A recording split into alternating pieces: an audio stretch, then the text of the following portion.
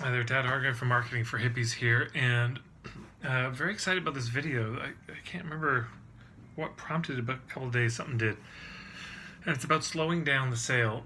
So this is particularly useful for you if you're in a situation where you find that you're getting people who are not a great fit signing up for your stuff. You know, people who are kind of mediocre or maybe even really not liking it, asking for refunds, complaining about it after.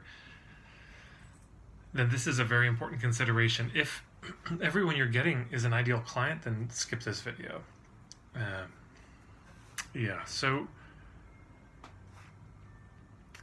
if those things are happening, part of what's going on is people are, of course, signing up and buying for whom it's not a fit. It's not the right thing for them, and yet they're still signing up, and the filtering isn't happening. So if that's true, what we need to do is kind of slow it all down. We need to slow down the process of them buying so that the filtering has a chance to happen. Fundamentally, what we're saying when we do this is, let's slow down. I'm not here to sell you on something. I'm not trying to convince you to buy if we're having a conversation with somebody. So again, let's just slow down. I'm not trying to convince you to buy. I'm not here to sell you on something. I'm really just here to help you think it through, to help you figure out if it's a good fit or not. You know, maybe it is, maybe it isn't. And so there are a number of examples of this. In weddings, there's this moment in a wedding where they say, if anyone can think of any reason why these two should not be lawfully wed, let them speak now or forever hold their peace. That would be a good time for people to speak up. There's plenty of reasons not to get married. Plenty. How about you cheated on your last partner? How about you've been divorced 5 times? How about I've been divorced 5 times and you're young and I know how hard this is? How about you don't have enough support amongst your friends and peer group for this marriage to work? How about you met each other yesterday? Anyways, there's lots of legitimate reasons why it would just not make sense. It would not be a good fit. So, tons of reasons not to get married. And I think we do a disservice to proceed with big doings like this and big commitments when we don't even allow those things to be spoken and give a voice to, so that we can proceed forward in the presence of those things, knowing those things are there. So I've never done it, but I may start doing this, and it'd be a good thing to do. Somebody wants to sign up for something very expensive, so I'm talking about with a higher end, they're going to spend a lot of money, to sit down with them and say, would you be willing to explore some of the reasons this may not be a good idea for you and for me to go ahead with this? And where you just both go back and forth and you give voice to the real legitimate reasons why it may not be a good fit. And you just may say, I am concerned. Your money is your business. You don't want me in your bank account. You don't want me making decisions for you. And I just need to express concern. From what I've heard is, if you sign up for this, you may not be able to pay rent. And I'm not going to try to control you on this. I want to voice that that's a reason I could imagine. And they might say, well, I'm concerned that this program may not be exactly what I need, etc. You could go back and forth and just have a real conversation contending with the real reasons to not do it, instead of them being just excited because they found something that they think is a fit, and you being excited because you think you found a client. Whoa, slow it down. It'd be good if one or both parties engaged in that slowing down. I've heard somebody refer to this notion of questioning the yes, and now I haven't heard them talk about what that is, but when I heard it, what it had me think about is, yes, sometimes people will say yes, and it's not a good idea, not a fit. So sometimes it can be good to question it. Even when they say, yes, I want to sign up, you can say, okay. Let's just pause. Let's just sit with that. Is it 100% yes? Is there any holdback for you? Is there anything that feels off for you? Let's tend to it now before it gets started rather than waiting. I also do, I do day-long workshops, and one of the big mistakes most people make, and I did for years, is try to, when I would talk about the next level offerings I had, talk about them right at the end. But then, of course, I'd want to say one more thing, answer one more question, and suddenly I've got 2 minutes to talk about all these things, and it would feel rushed, and I think it would probably land as much more of a pitch, because now I'm desperately trying to fit all this stuff in, and there's no time for it to seep, or for them to steep in it. There's no time for it to filter through for them to absorb it, the osmosis to happen. So a way to slow down the sales process is if you do, let's say, a day-long workshop, you come back from lunch, and then you talk about the stuff. You say, look, I have some other things, I offer, and so I just wanted to talk about them for a minute. And if you have any questions, I'm happy to take a moment to answer them now, but just so you know what they are. And then you talk about all those things. So I do this at my workshop, and I give everyone a little postcard size. I wonder if I've got it well.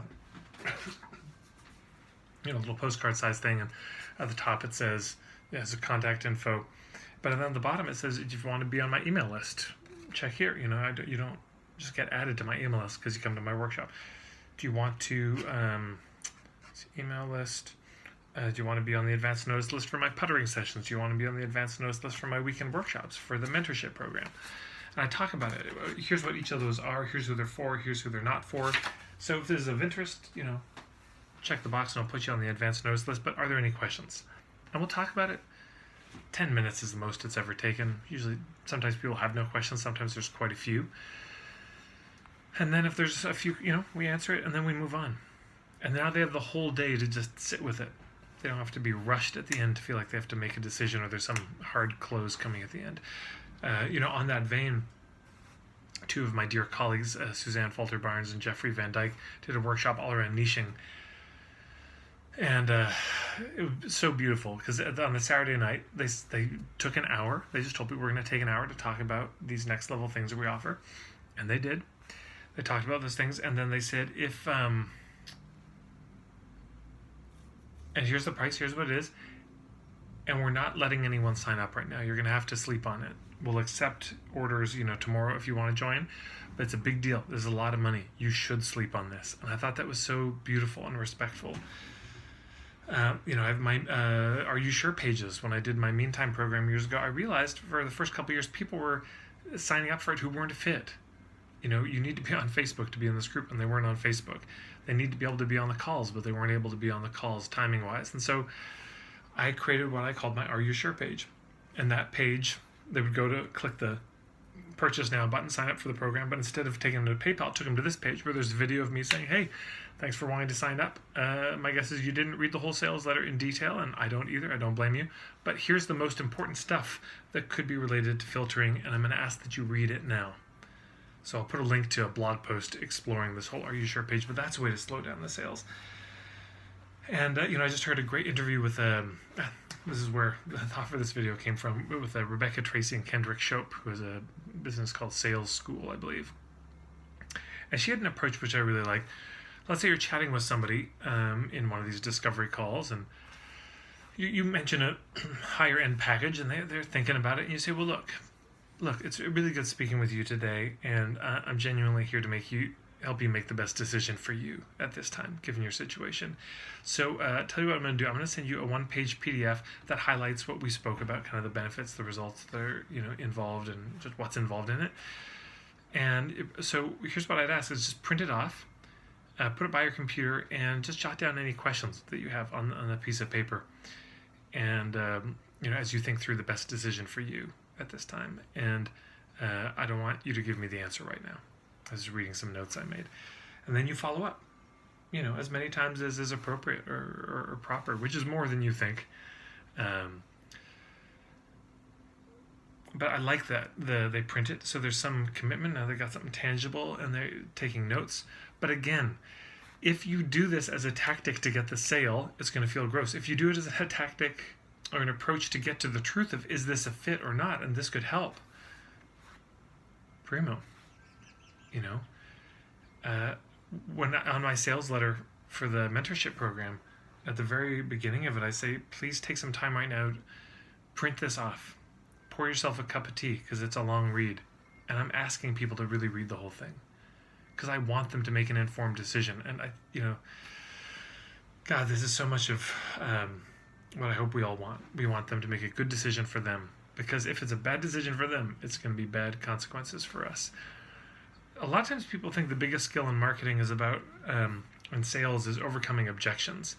I don't think so. I think actually the most important skill is slowing down and diffusing pressure. Because if there's pressure that enters, there's fear, and which means people aren't going to be honest with you. They're not going to tell you the truth. And we desperately need to have a conversation about the truth of, is this a fit or not? So if our agenda is to get the sale and we start applying pressure, there's a very good chance people will sign up where it's not a fit. And this is not good for you and it's not good for them. But if our intention is to get to the truth of, is this a fit, then any approach we do will be in service to that. So those are a number of examples of what it could mean to slow down the sale. Yeah, because if you slow it down, you take the pressure out of it. You let them breathe. They don't feel like they have to make a decision right now. Yeah, I think that's it. So I'll put some links below this video. I'd be curious about your thoughts on it. Maybe you have some other ideas or examples of ways that you slow down the sale to make sure that people really think it through, and that when they say yes, it's a solid yes that they're going to feel good about after. I did a video on this the other day. What a wonderful thing that people could feel wonderful about signing up after, instead of, oh my God, did I just make a big, huge mistake? So that's my thoughts for today. A little bit longer video than normal. I hope it's helpful. Take care.